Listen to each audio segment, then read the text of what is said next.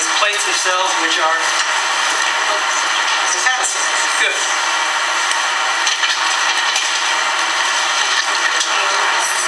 Yeah, this is the aorta. So an example of elastic connective tissue. Instead of fibers, these are arranged in sheets or lamellae.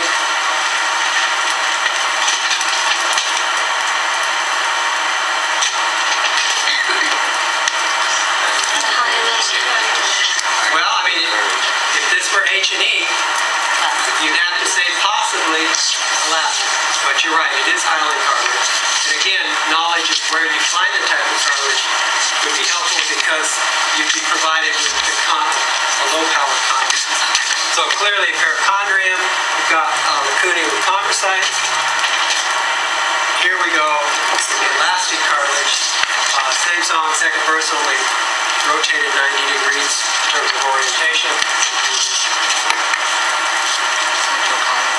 Fiber cartilage, that kind of, you know, black sheep cousin of the cartilages, right? Kind of a hybrid between irregular connective tissue and cartilage.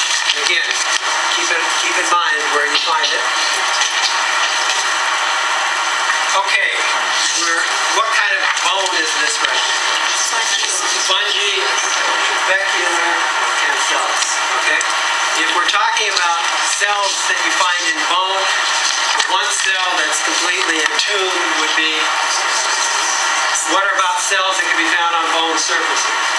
Osteoclasts and one other bone lining cells. Remember those kind of quiescent osteoclasts? But you're right, all of those are found on bone surfaces. Here's this beautiful shot which you saw on your exam last time, so you're not going to see it again, but pardon me, look here. You can see the multinucleate osteoclast and the resorption bay or Hauschip's lacuna. Look at that beautiful guy right there. And okay, I just threw this slide in to ask you what kind of bone. It's a long bone, but it's a developing long bone, so what kind of bone is it then? Endochondral. And I want to remind you that, you know, if you look in this region, the epiphyseal plate, you have the resting, proliferative, hypertrophy, calcification. All right? Also keep in mind that this bone on the shaft is formed by intramembranous ossification. So you have both processes going on here. Okay. Favorite part of it. You guys hate this.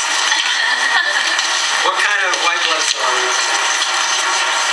Neutrophil, right. You've got low nuclei. Look at the size relative to the blood cell. Okay? What are these puppies think they be? Exactly. Alright. Yeah, you said it. You hesitated halfway through.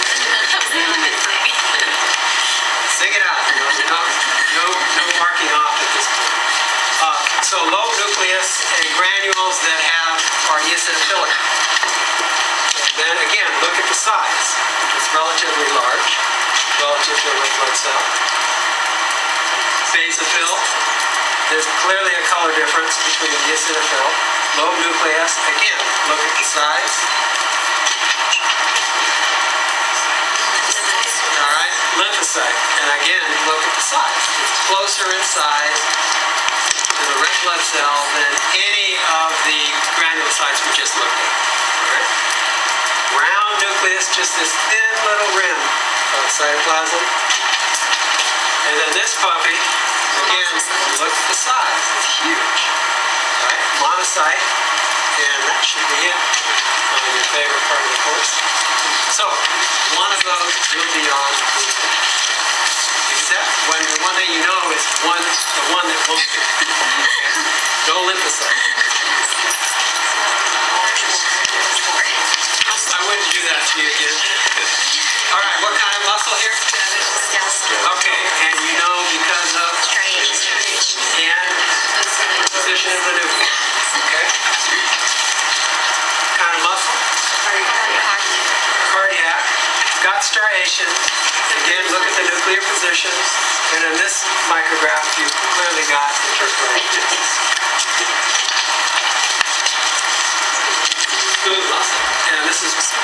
muscularis externa, and I don't know whether this is intercircular, longitudinal, or reverse. It's out of context.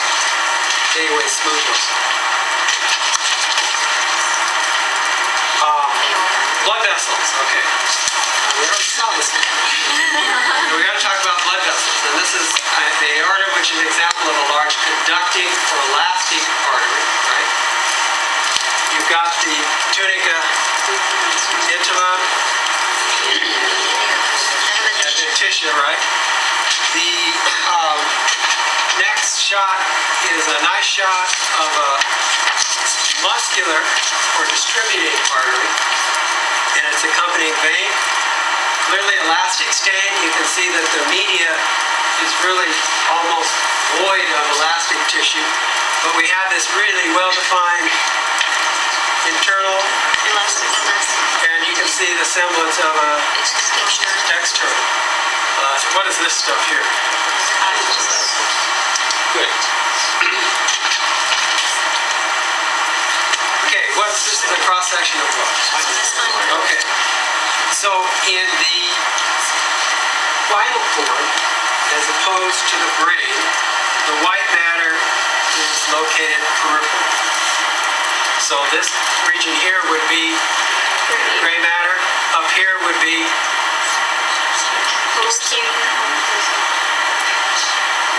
dorsal horns. Down here is ventral horns. And that's the orientation if you're talking about a quadruped, right? An animal or organism that walks all four. For us, it's anterior and posterior.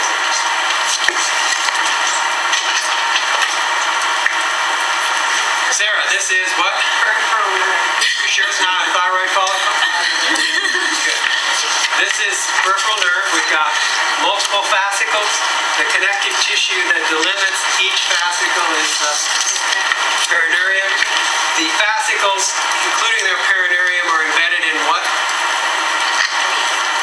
Epineurum, which is a looser connective tissue, and the endoneurium is that very loose, sparse connective tissue in and among the individual nerve fibers. Here I put this on its side, but you should recognize this one. So we've got 1, 2 myelinated fibers with their myelin sheath, and the rest of these would be unmyelinated fibers. You can count on not seeing this one again. Okay, that brings us, I believe, to lymphoid system. But you know where this ileum of the small intestine.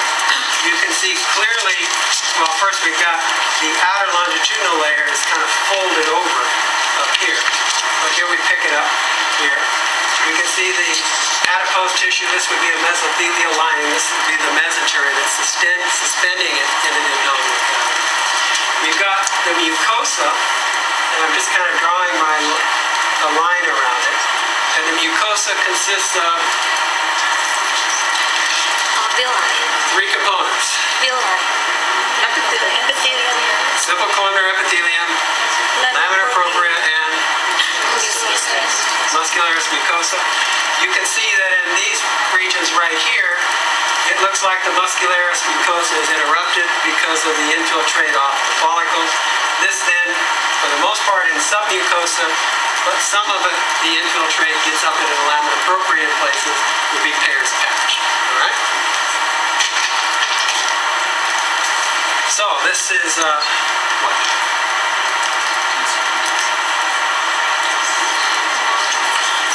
Well, what's your first impression when you look at this? Follicles, right? Lots of follicles. So it's got to be some sort of lymphoid tissue. All right, what's the next thing you got to start thinking? Is it encapsulated or is there an overlying epithelium? So the first thing I do is, well, this looks like an epithelium here. Here it looks like we've cut it out. And that's clearly cut. You can see that follicle has been cut. So that's a cut surface. This is a cut surface. At this point in the course, you see something like that, and you want to say what type of epithelium? Stratified squamous, non-characterized. keratinized because you know it's not an external body surface. I mean, that looks pretty much what we look like, what we look at when we're looking at the cervix at low power, right? You get that lighter staining with a darker basal region. I mean, just impressions that you can verify by going to higher power, all right? So we got an epithelium that at low power you're going to want to say stratified squamous, not keratinized. You'll verify that. You've got follicles and you've got these spaces right here. So we've got to start thinking palate and tonsil.